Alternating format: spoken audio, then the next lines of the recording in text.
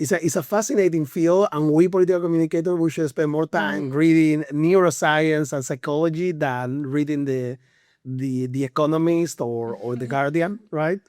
But let's say, I think a narrative, everyone knows what a narrative is, but it's basically values and ideas that we as society, as member of society, hold.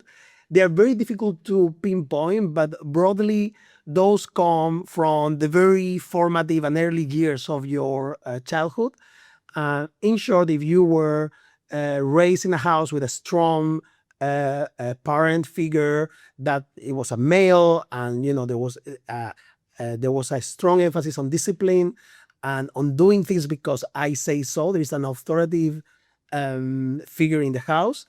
And also you went to a school that had like the same idea that you should follow whatever the teacher says and you should never judge the teacher and so on. You will be more likely to grow into a world where you think that hierarchy should be applicable to government. You will seek authoritarianism too. You will be more inclined to, it doesn't mean that you become a far right overnight, Yeah. but let's say that narratives that emphasize authority will be more triggering for you. However, if you are raised in a family where there was not only one, but maybe two figures, two men, two women, a father and a mother, however that be, and in that house, both have cooperation in terms of deciding where the holidays are going to be, or how to select the extracurricular activities, and you see in the house how cooperation between the parents, but also between the parents and the kids was important, how you were sent to do volunteering in the country, or how you were taken to a food bank locally, or to help those who need it the most, etc. Then you are gonna translate those political values into decisions around human rights, decisions about multilateralism.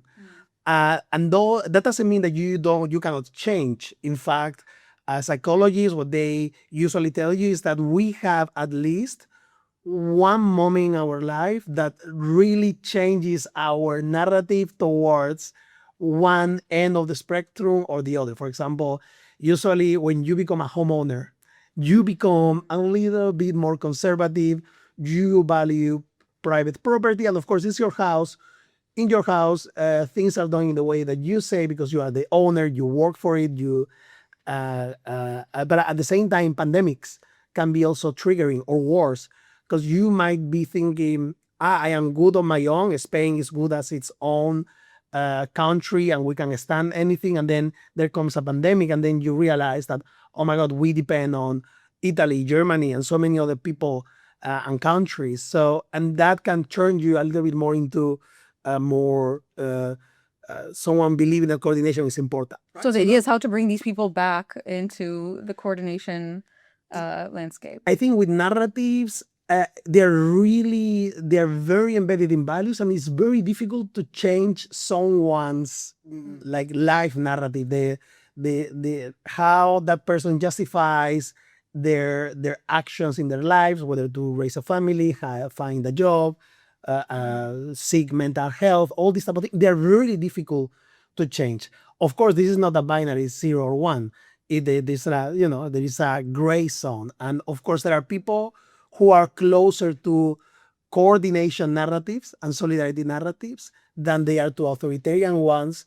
And those are the people that we always talk about, the persuadables, right? Because if you are strongly in the authoritarian one, if you have this crazy uncle who is over 60 years old and he's angry, he's lost status over, he considers other groups of people, could be migrants, it could be even younger people, or people from the rural versus urban. You say, I live in the countryside and I see how the people in the city, they are getting ahead, and that's, I'm losing status as a result of that.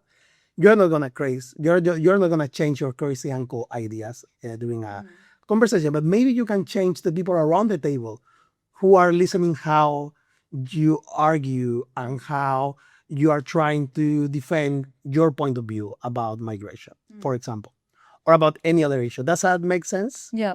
Yeah, exactly. But I'm wondering, how can we change a narrative that has been, I think, fed to us? I mean, the far right really pushing this narrative about migrants, that migrants are criminals, which we know that the majority are not criminals at all. I mean, the majority of men, we can say, are criminals. We don't say deport all men, right?